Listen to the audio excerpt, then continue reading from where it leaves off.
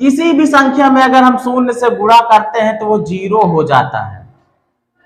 क्यों हो जाता है पता है? नहीं पता? बहुत लोगों को नहीं पता है। किसी भी संख्या में A to Z कोई भी संख्या हो, 3, 2, 5, 6 कुछ भी ले लो, अगर उसमें हम 0 से गुणा करते हैं तो मान आ जाता है 0। क्यों आ जाता है 0? बता दे। दरअसल पहले, इससे पहले, गुणा से पहले आप एक बात और जान लो कि गुणा दरअसल होता क्या है। आपको बता दूं कि जोड़ और घटाव ये दो मूल क्रियाएं हैं गणित की। जोड़ने की लगातार क्रिया को गुणा में बदल दिया गया और घटाने की लगातार क्रिया को भाग में बदल दिया गया। कैसे? मान लीजिए आपसे कहा जाए कि आप 2 को 3 बार जोड़ो। कितनी बार जोड़ो? 3 बार जोड़ो। आप 2 को 3 बार जोड़ोगे तो उत्तर आएगा 2, 2, 4, 2, 6। ये तो क्लियर है। अगर 2 को हमने 3 बार जोड़ा तो इसको हम ऐसे भी कर सकते हैं कि 2 को 3 बार गुणे 3।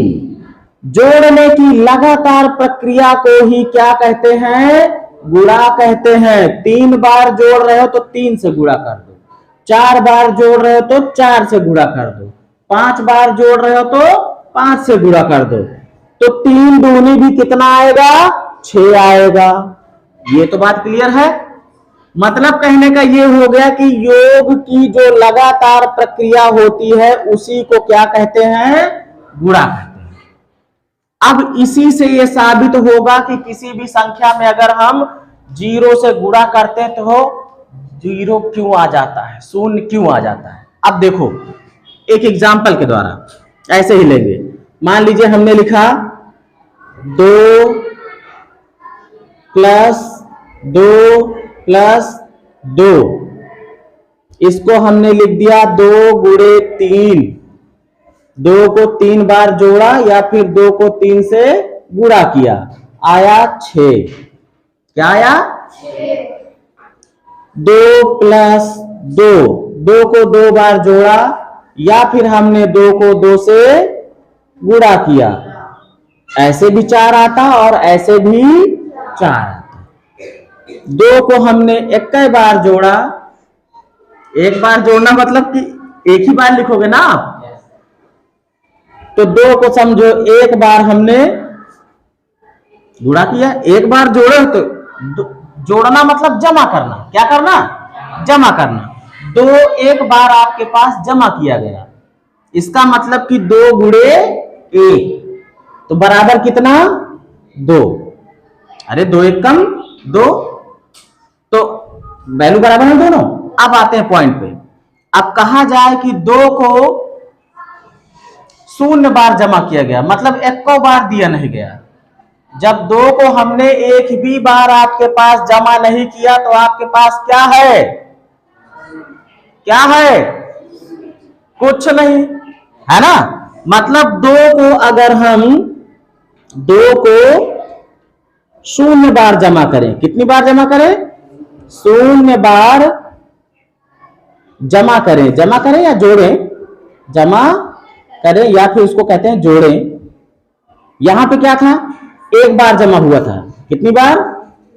1 बार जमा हुआ था। यहां 2 बार जमा हुआ था, 2 बार जमा। यहां कितनी बार?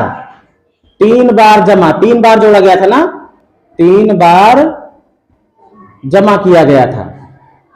अब देखो जब 0 बार आपने जमा किया मतलब आप दिए ही नहीं, तो क्या होगा? 2 गुणे 0। जब आपने कुछ दिया ही नहीं तो इसकी वैल्यू क्या रहेगी? 0। अब समझ में आया? किसी भी संख्या में अगर हम 0 से गुणा करते हैं तो 0 क्यों हो जाता है?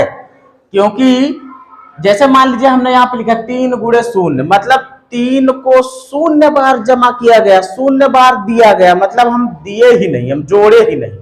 हम जोड़े ही नहीं। इधर वाला अंक ये बताता है कि कितनी बार 3 आया है, कितनी बार 3 जुड़ा है।